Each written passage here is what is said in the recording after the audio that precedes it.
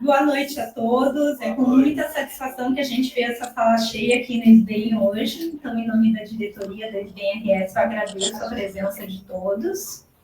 E quero, então, começar essa nossa primeira reunião do nosso ciclo de atualização em endocrinologia do ano de 2024, onde a gente vai ter 9 encontros. E a gente vai ter o prazer hoje, então, de ter a professora Miriam Oliveira para conversar conosco uma brilhante palestra sobre a história da endocrinologia. Então, eu gostaria, em primeiro lugar, boa noite a todos. Quero agradecer o convite que foi feito pela diretoria da SBEM-RS, especialmente para a doutora Carolina Liais-Reck.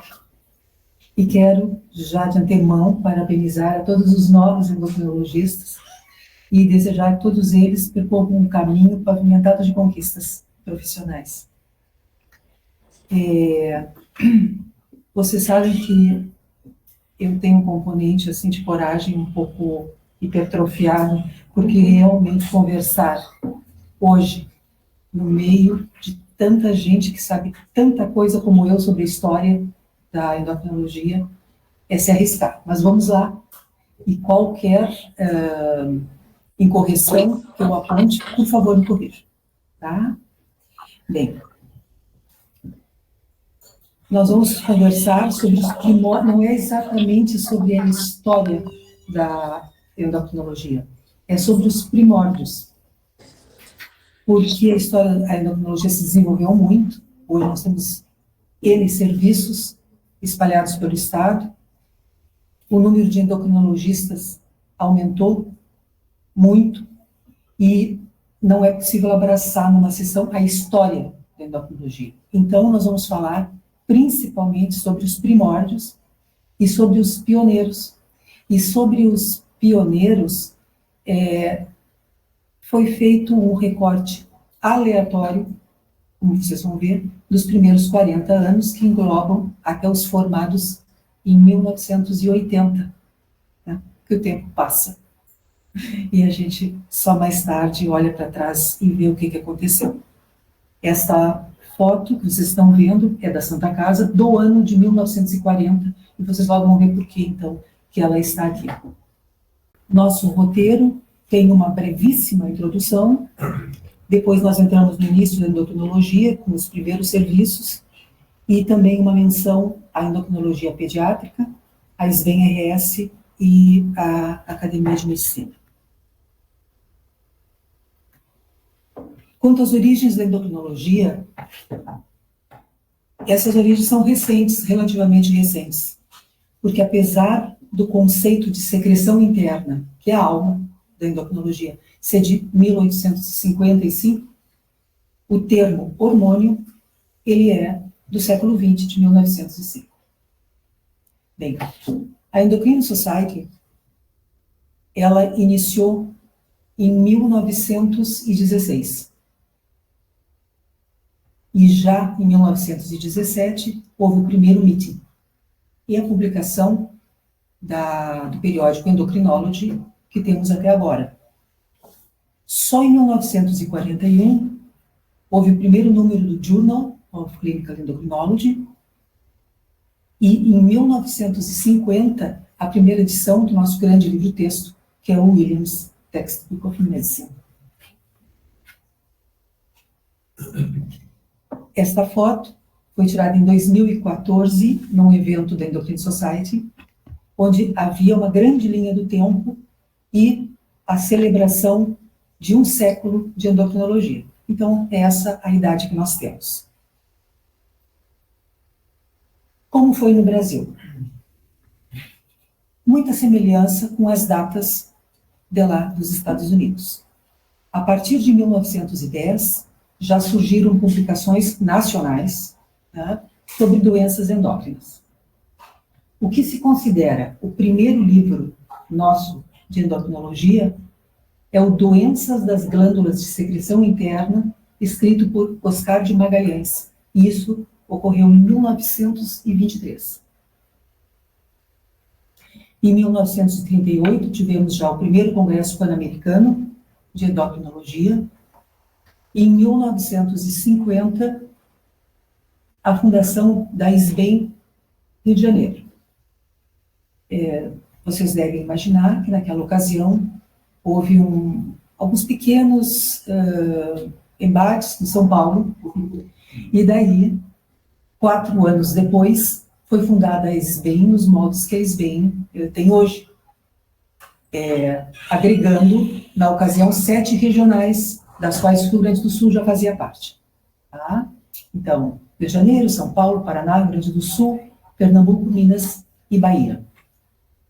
A SBEM, aquele segundo asterisco ali embaixo, é a terceira sociedade do mundo na sua especialidade. Né?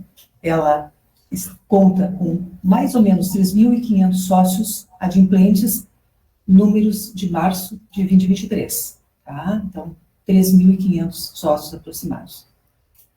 O primeiro congresso brasileiro, sabe que eu estou sentindo um pouco de dificuldade de enxergar a pontinha do slide, mas eu acredito que ali seja 1958. Vou tentar um pouquinho mais, vamos ver. 1958. E o título de especialista, melhorou um pouco, e o título de especialista, eu acho que até essa aqui, talvez... A sua? Não, a minha eu acho que não pode. Mas tá bom assim, tá bom assim. Depois, e o título de especialista, então, foi para 1968. Obrigada. 1968. Então, o nosso trajeto está um pouquinho mais prolongado em relação ao anterior. E no Rio Grande do Sul? Bom, no Rio Grande do Sul é o seguinte, vocês sabem que Porto Alegre tem 250 anos e a Santa Casa tem 220. São histórias que se confundem.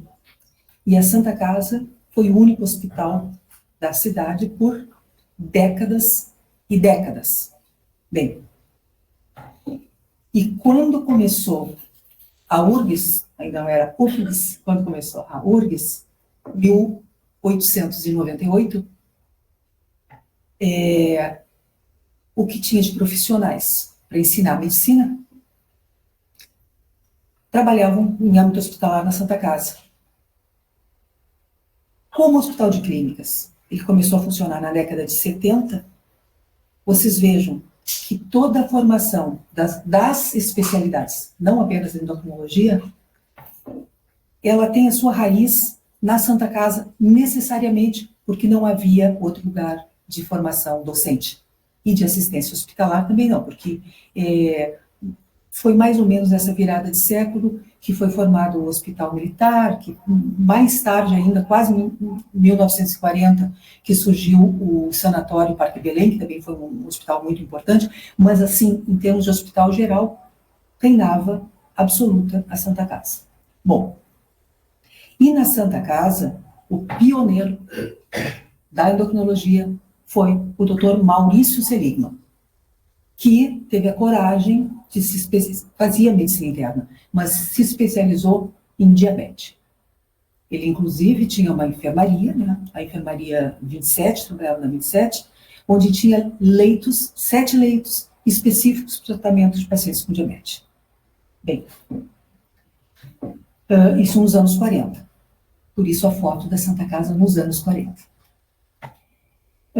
Também nos anos 40, fazia muito sucesso na cidade o Dr. Rubens Mena Barreto Costa, que fazia nutrição, especialmente obesidade, e acorriam pacientes de todo o interior do estado para consultar com o Dr. Mena Barreto. E o Dr. Aaron Woods também iniciou nos anos 40. É uma coisa muito interessante, porque vocês vão seguir aqui, não tem ponteira, né? Não tem importância.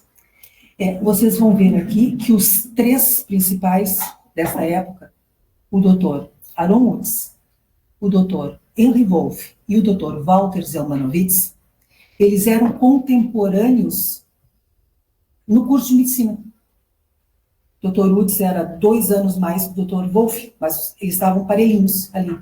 E mostraram interesse pela endocrinologia enquanto alunos do curso de medicina.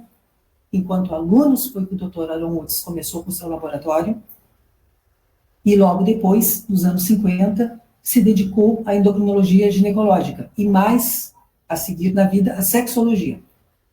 Então, esse é o Dr. Aaron Woods. Tem muita importância no começo de tudo. Nos anos 50, no âmbito da URGS, no Instituto de Fisiologia, surgiu um grupo extremamente forte e importante em termos de fisiologia endócrina, que tinha muita conexão internacional, que fez muita pesquisa, que começou com a Maria Marques, a pós-graduação, e que foi um referencial em endocrinologia, dentro da fisiologia. Bem, também nos anos 50, o Dr. Henry Wolff começou com o laboratório de endocrinologia e medicina nuclear. Vocês entendem que naquela época, laboratório de endocrinologia, o que era? Eram ensaios biológicos, não é? Então era dosagem de gonatrofinas e era dosagem na urina dos cetoesteroides da suprarrenal. Isso era a novidade. No caso do Dr. Aaron Woods, o maior sucesso dele foi com a reação de Galli-Manini, que vocês não devem ter ouvido nunca esse nome, mas foi o primeiro teste que a gente tinha para gravidez. Então foi um enorme sucesso no caso do Dr. Aaron Woods. Bem, e nos 50 ainda, a endocrinologia clínica teve como precursores o Dr. Henry Wolff e o Dr. Zelmanovitz. Num texto que vocês vejam aqui no rodapé, do professor Henry Wolff, ele cita: Henry Wolff e Walter Zelmanovitz foram os pioneiros em endocrinologia clínica no estado. Né? Então, eu estou repetindo. Bem, em 1951, ainda na mesma década, Maurício Seligman, o primeiro, e o Dr. Henry Wolff criaram um serviço de endocrinologia, que foi o primeiro na Santa Casa, que era dentro da Enfermaria 27, e que não vingou. Durou pouquíssimo tempo e aquilo terminou. E, um pouquinho mais adiante, foi criada, então, a Faculdade Católica de Medicina. A Faculdade Católica de Medicina era uma instituição privada de propriedade da Santa Casa, que logo depois a Santa Casa viu que não tinha condições financeiras de manter a Faculdade de Medicina. Ela foi federalizada, em um determinado momento que ela passou a ser FFF-CMPA, Fundação Faculdade Federal de Ciências Médicas de Porto Alegre, e que depois, em 2008, se transformou na UFSPA, na Universidade Federal de Ciências de Saúde de Porto Alegre. Então, uma instituição ou um curso de medicina, vamos dizer assim, com 3 nomes. Primeiro, de uma faculdade privada, depois uma faculdade isolada federal, e depois uma universidade federal. Bom, então o curso de medicina da Faculdade Católica começou em 61. E os professores e as disciplinas foram se constituindo à medida que o curso avançava. Quando chegou no ano que precisava ser dada a endocrinologia, o Dr. Henry Wolff foi convidado a criar e conduzir a disciplina.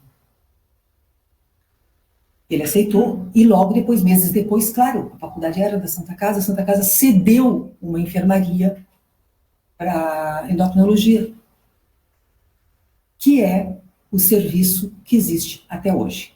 Então, o serviço de endocrinologia da Santa Casa começou em 1965 e foi o primeiro do estado. Bem, no Hospital de Clínicas, vamos falar depois, iniciou em 1972, no Hospital Universitário de Santa Maria, em 73, foi o terceiro serviço do estado. O quarto foi na PUC, no Hospital São Lucas, já em 1975.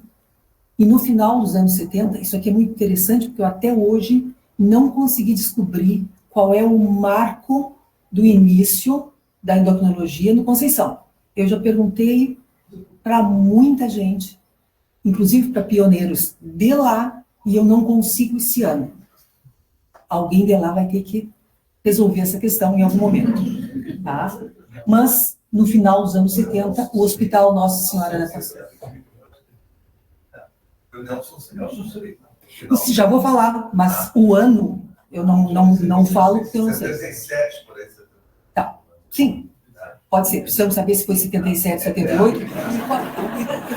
Não, e qual é o marco, né? A gente tem que ter um marco para as coisas para poder dar nome a elas.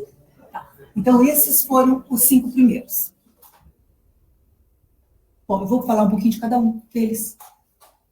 Então, os primeiros médicos da enfermaria 19, e aqui eu estou falando não médicos, incluindo os residentes. Eu estou falando dos médicos, a da orientação. Claro que tem um interregno de tempo muito grande ali, mas a ordem seria não. O doutor Giuseppe Repetto, que depois foi o chefe de serviço na PUC. O professor Diniz José Breda. Klaus Preger, nunca foi professor, mas foi um dos pioneiros na assistência. Milton Golber, depois veio o Ayrton, depois eu. Muitos deles iniciaram o serviço como estudantes.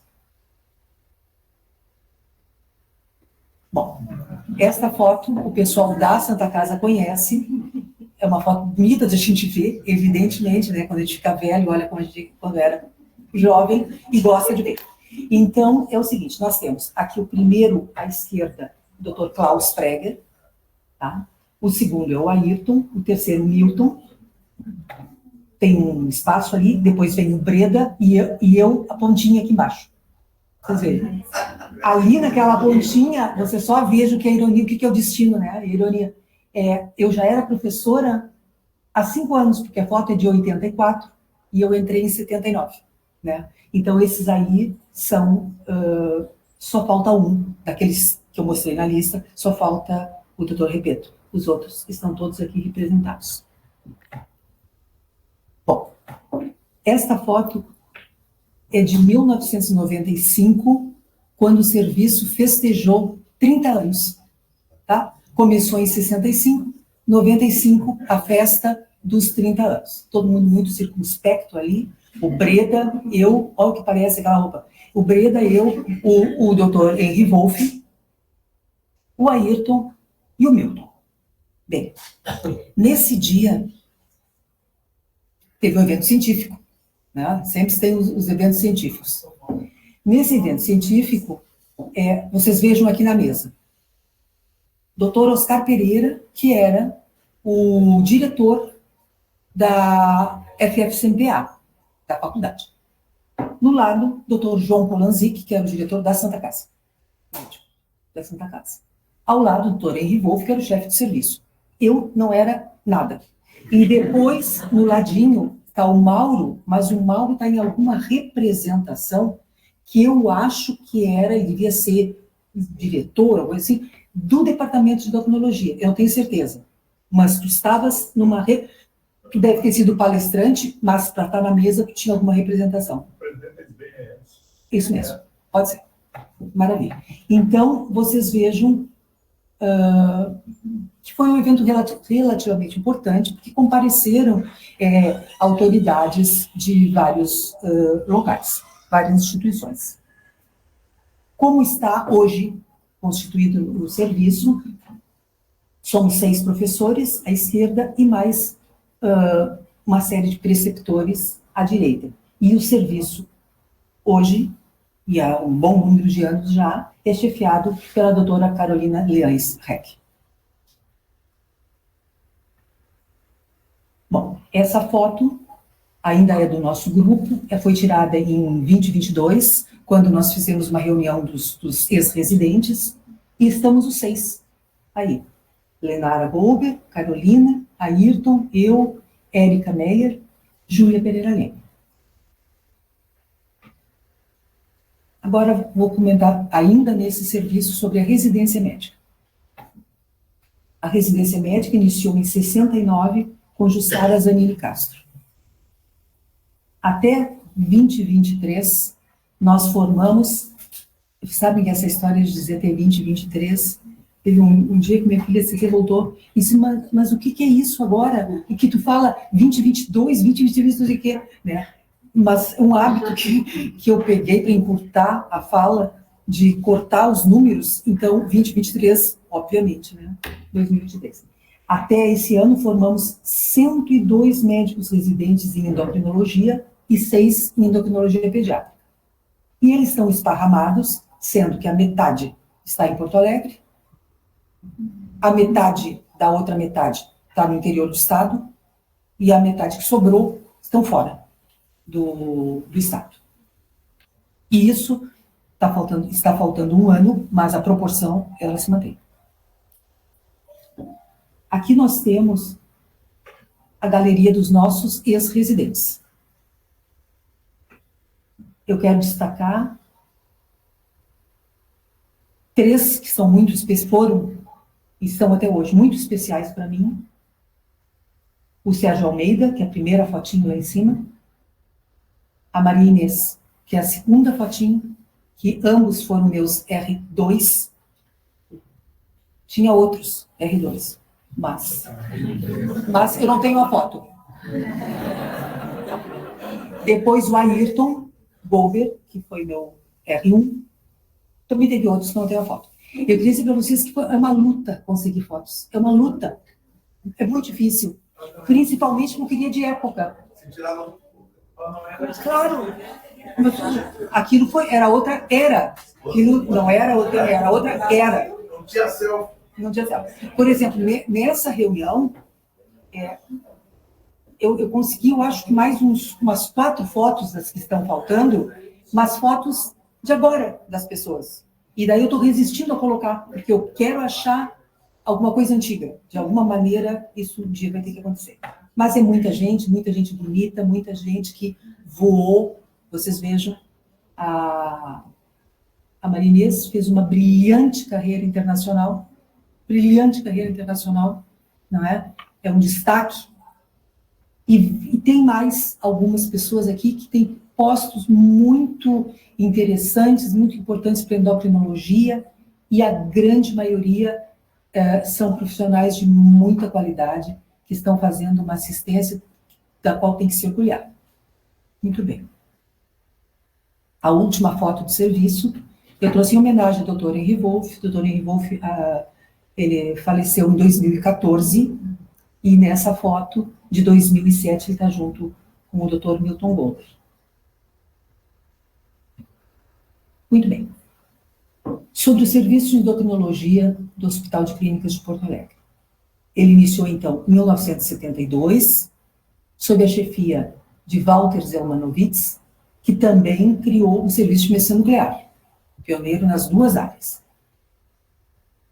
Detalhe interessante, a primeira consulta foi feita pela doutora Yara Resch-Grazia. E outro detalhe curioso, de 75 a 79, trabalhou lá. Tá certo, não é, Sérgio?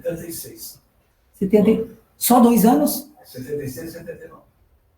76 a 79? Vou corrigir. O Sérgio Almeida, então, trabalhou no Hospital de Clínicas antes de migrar para a PUC. Opa, desculpe, eu errei. A residência médica em clínicas é um programa criado por Jorge Gross, em 1975. O Dr. Gross foi um expoente na área e foi sob os cuidados dele que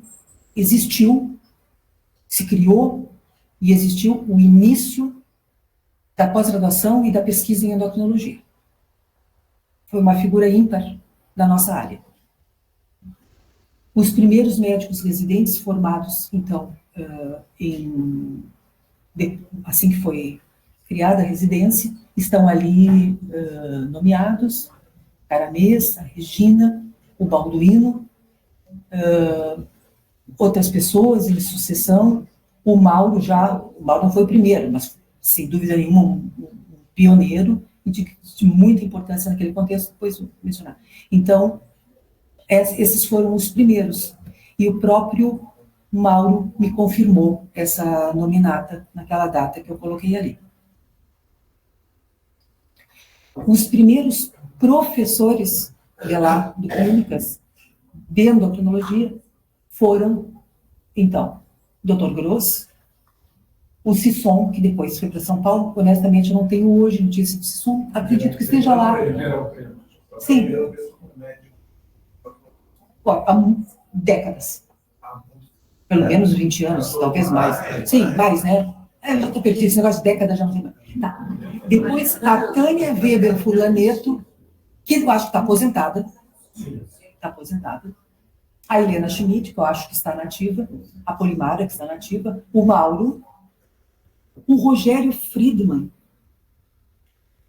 Ele, a princípio, não deveria estar nessa lista, porque ele é novo. O Rogério, eu acho que ele se formou em 81 ou 82. Mas eu obedeci a sequência do Mauro, que botou o Friedman, botou a Mirella, que foi logo depois, e também citou, que daí não era professor, mas ele especificou bem, a primeira médica contratada no serviço, que foi a Regina Helena Negave. Hoje, o serviço de endocrinologia do Clínicas tem uma dezena, um pouquinho mais, de endocrinologistas. O chefe do serviço é o Rogério Friedman, mas só tem nomes conhecidos, a Ana Luísa, a Beatriz Chan, que foi residente nossa, Cristiane Leitão, o Gershman, que não é deles, o Canani, que é deles, o Mauro, que por fímbria não foi nosso, a Polimara, a Sandra, a Temis, a Tiziana e outros médicos que acredito que sejam médicos contratados. Essa informação eu tirei recentemente do site do Hospital de Clínicas. Essa foto ela é uma foto feia, no sentido técnico de foto, mas eu gosto muito dela, é muito legal porque mostra gente de todo lugar, que eu acho que é como devem ser as coisas, não é? Nós temos o Almeida, a Carô, eu e o Mauro, e as duas meninas são ex-residentes de 2 serviços. Isso aqui foi uma foto tirada numa sala de espera de aeroporto, quando regressávamos de um evento de endocrinologia em um lugar que eu não lembro mais qual era. Bom, o serviço de endocrinologia da PUC iniciou então as atividades em 75, sob a chefia de Giuseppe Repetto, e os pioneiros lá na PUC foram as doutoras Yara Grazia, Antônio Carlos Giacometti, Sérgio Elias de Almeida, Elizabeth Bernal, que foi nossa, a Elisa Munhoz e a Ditânia. Hoje, o serviço é chefiado pela Maria José, eu acho que eu vi a Maria José aqui, né? Vi, e conta com vários colegas. Nessa foto, o Sérgio está rodeado de pupilos no evento. Eu cuidei para dizer pupilos, né? Vocês viram. Eu tinha uma cheia de pupilas, mas tem 2 guris lá no fundão.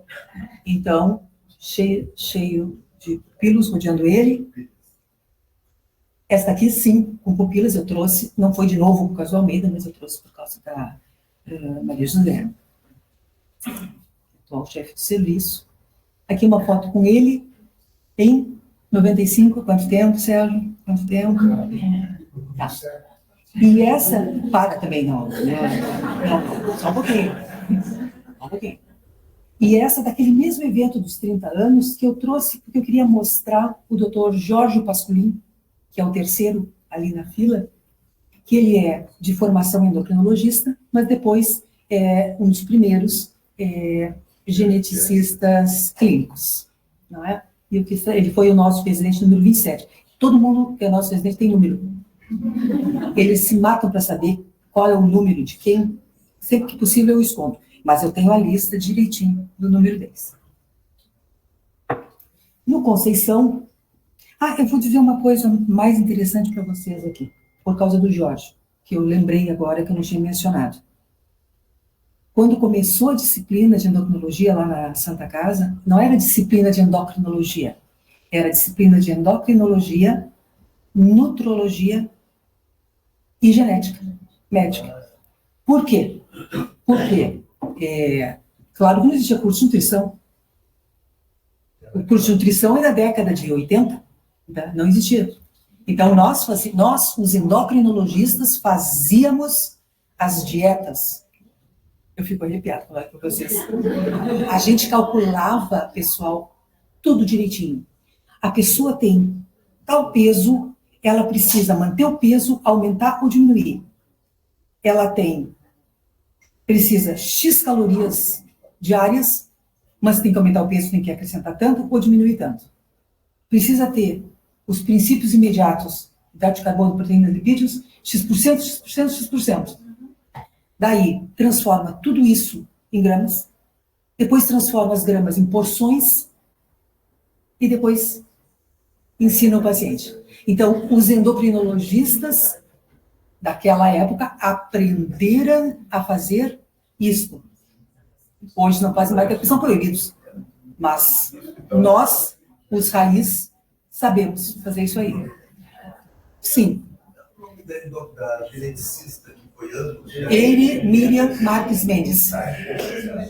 Foi a primeira. Ela foi residente do serviço, foi a segunda. A primeira foi a Jussara, depois foi a ele, daí ele foi para a Suíça para aprender, não sei se aprender a palavra certa, para se especializar em genética clínica, porque a genética aqui, ela era muito forte, muito boa com o Salzano, mas não era clínica. Não era clínica. Quem começou com a genética clínica, na verdade, foi o Dr. Henry Wolff, por causa dos Turnerzinhos, né? Então, ele fez até livro sobre isso aí, e ele publicou um artigo sobre Turner que foi citado durante 3 edições do Williams. E que ele... Como? Na revista Pesquisa Médica da Faculdade Católica de Medicina. Não.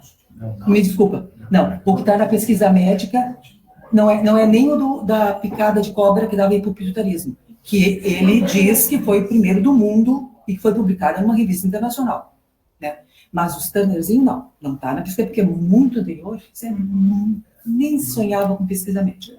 Bom, e... que mais eu ia dizer? Bom, eu quis mencionar para vocês que os endocrinologistas faziam essas outras coisas além da endocrinologia naquela época. Hoje eu estava me perguntar, eu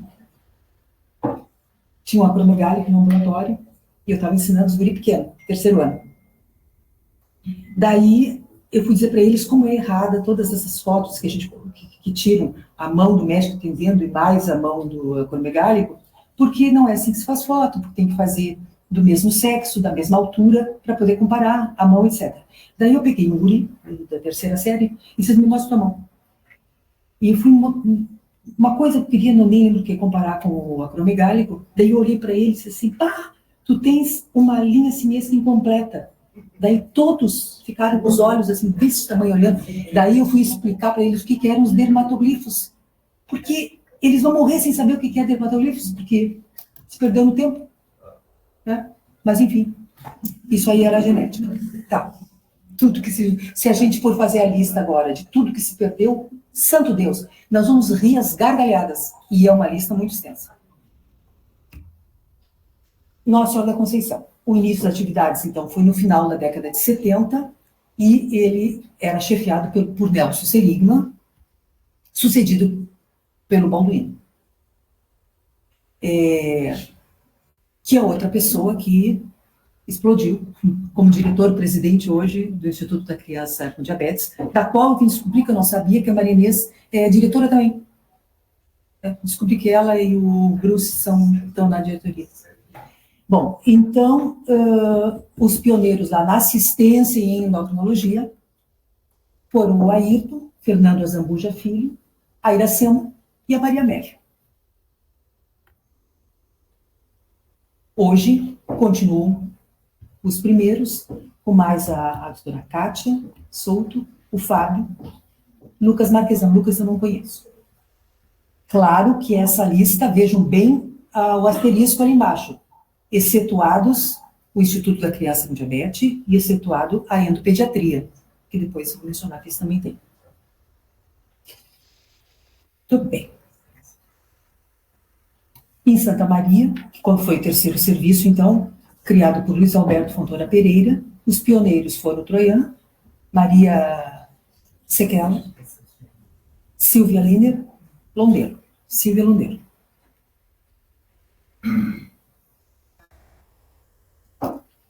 Claro que nós temos os primeiros que começaram endocrinologia em Pelotas, né? Eu quero destacar aqui a última da lista, que é a Vera Maria Freitas da Silveira, uma pessoa que tem um trabalho muito intenso lá, teve um trabalho muito intenso na universidade, foi inclusive diretora do curso de medicina de Pelotas. Em Rio Grande, o primeiro trabalhava, claro, em Pelotas e Rio Grande. Em Caxias do Sul, quem talvez a gente tenha conhecido mais foi o Paulo Roberto Weirich e o Fedrizi, porque eles eram muito presentes em todos os congressos, todos os eventos de endocrinologia. As 3 últimas já são ali no finalzinho do nosso ponto de corte, já em 78, 80.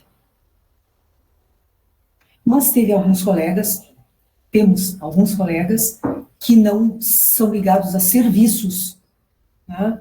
Como, por exemplo, o Walter Migovski, que fez formação em clínicas, e foi para Bento Gonçalves, o Carlos Jesus Thompson Flores, em Alegrete, o Astor Riesinger, em Uruguaiana, parece que o Astor foi para Santa Catarina agora, não sei bem dele, e o Carlos Baiar Rodrigues, em Santana do Livramento. Como? Está em Floripa, né? A endocrinologia pediátrica, ela é muito nova, mas eu preciso mencionar. Primeiro eu quero fazer uma queixa, dizer que no site da SBEM, Grandalhão, não há nenhum resumo histórico sobre endocrinologia pediátrica no país. É muito difícil de pesquisar isso. No site da Sociedade Brasileira de Pediatria, eles têm uma relação dos congressos nacionais de endocrinologia pediátrica, a partir de 1995, e os encontros brasileiros de endocrinologia pediátrica, a partir de 2008, mas não tem nenhum comentário, não tem nenhuma narrativa, não tem nada, só a listagem. Esse slide eu peguei do Dr. Sonir Antonini. Aliás, eu li ontem, naquele e-mail que veio do Arquivos Brasileiros de Endocrinologia e Petabologia, que o Sonini é um dos diretores desse novo grupo que está comandando. E ele citou, nesse slide, que possivelmente o primeiro endocrinologista pediátrico do Brasil tenha sido o professor Pedro Solberg, do Rio de Janeiro, e citou também Sandrini, no Paraná, Osmar Monte, em São Paulo, e também em São Paulo, a Novartis Setian. Essa fila do meio, todos os mais velhos conhecem. Tem um outro falecido, eu estou evitando ao máximo dizer falecido, não sei o quê, mas várias dessa gentarada toda que eu estou falando, tem uns que já não são mais. Tá. Mas o mais importante que eu acho desse slide, em relação à endocrinologia pediátrica, é essa observação do antes disso, que diz assim: antes disso, desses dados que ele mostrou, e depois, durante muitos anos, endocrinologistas clínicos, os de todo mundo, e pediatras de todo mundo, faziam e fazem esse papel. E deu alguns exemplos de gente que a gente conhece também, nenhum aqui do Rio Grande do Sul.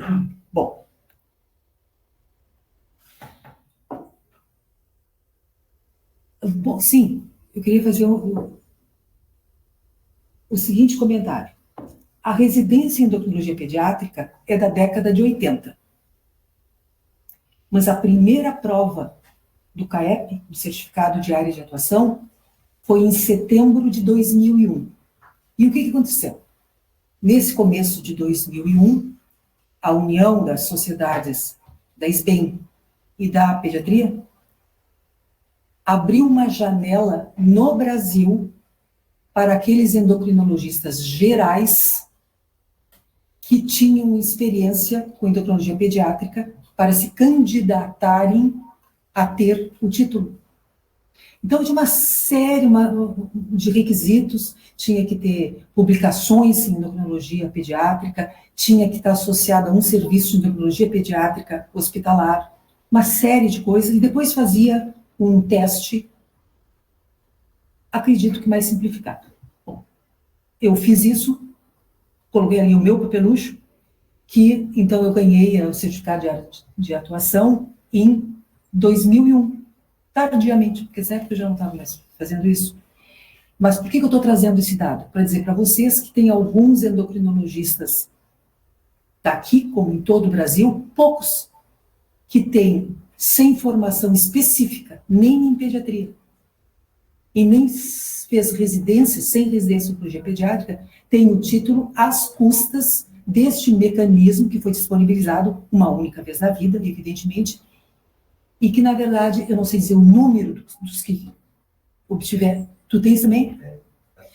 O Mauro eu sei que também tem, mas eu não sei se ele tem dessa leva ou se tu fizeste mais tarde, porque como tu é um pouco mais novo. Foi dessa leva. Foi dessa leva.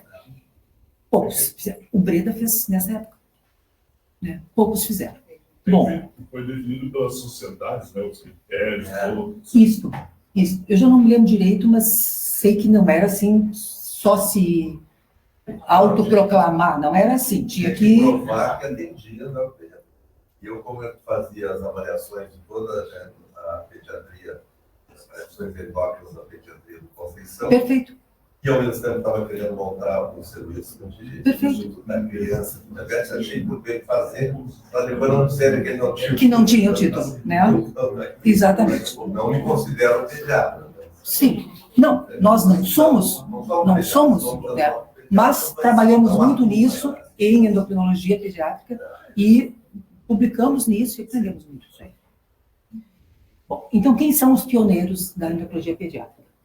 Sem dúvida, o primeiro, Dr. Diniz José Breda, formado em 1965 e que cuidava das crianças com doenças endócrinas no Hospital da Criança Santo Antônio, desde o período que o Hospital da Criança Santo Antônio era lá na Avenida Ceará, aquele prédio abandonado hoje que dá vontade de chorar quando a gente passa por lá e olha.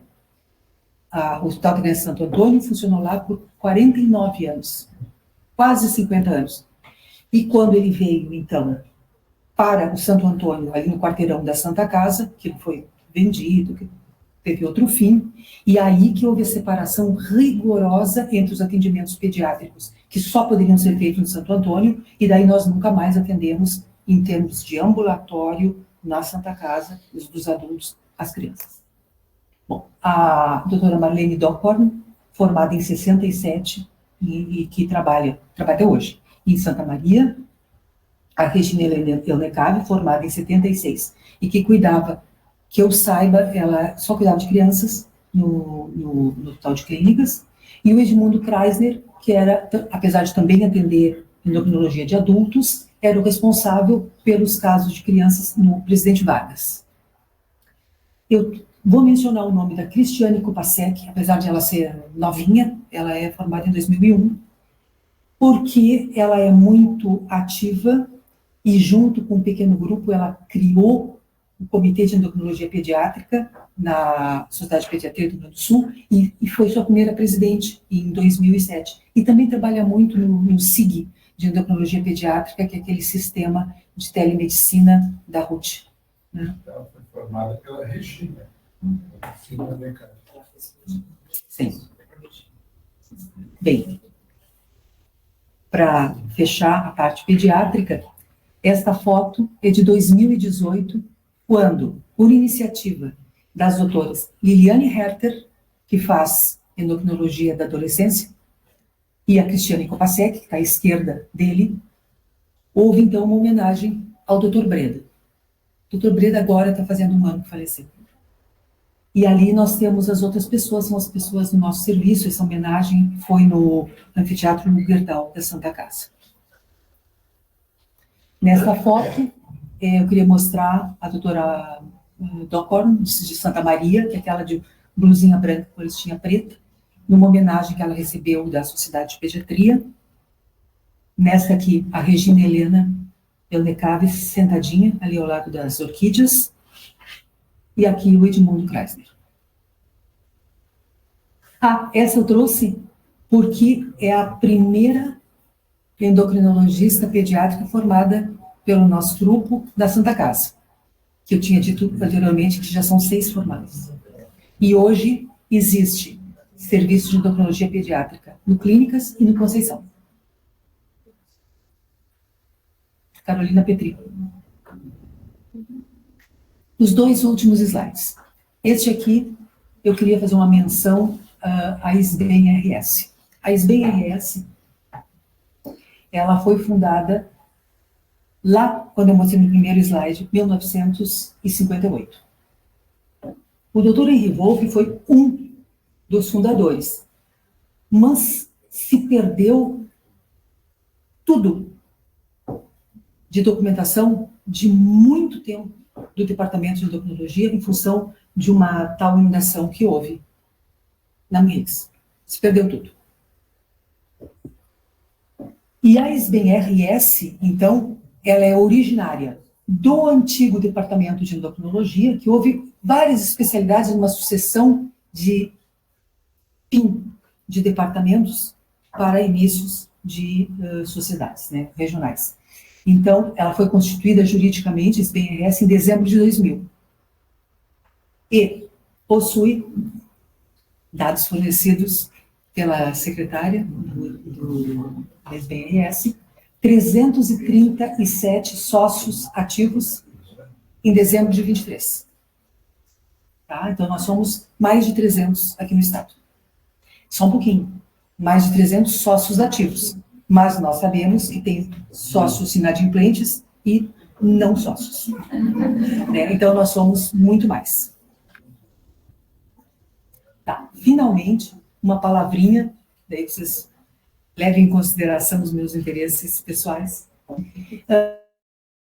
sobre a Academia Sul-Granense de Medicina, que vocês sabem que é uma instituição muito nova, ela tem 33 anos só, 33 anos é nada, e ela tem os patronos, que são pessoas médicos de grande vulto no estado, tipo assim, Sargento Leite, Protásio Alto, enfim, tem patronos, tem fundadores, que foi quem fundou, então, há 33 anos, e tem os membros titulares.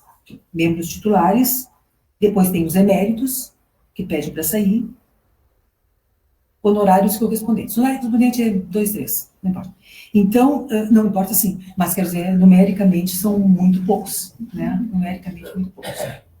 De todas essas categorias, tem 3 endocrinologistas.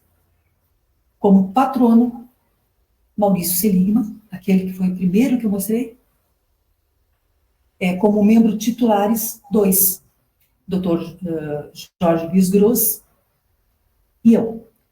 E tem uma coincidência aí muito interessante. Vocês vejam os números das cadeiras. Porque existem 60 cadeiras na academia. Não é 60. Cada um dos 3, 51, 52 e 53.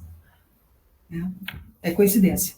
51, 52, 53. Bom, eu gostaria, primeiro, de pedir desculpas por alguma eventual correção, tem uma que eu já vi, o tempo do certo, vou arrumar.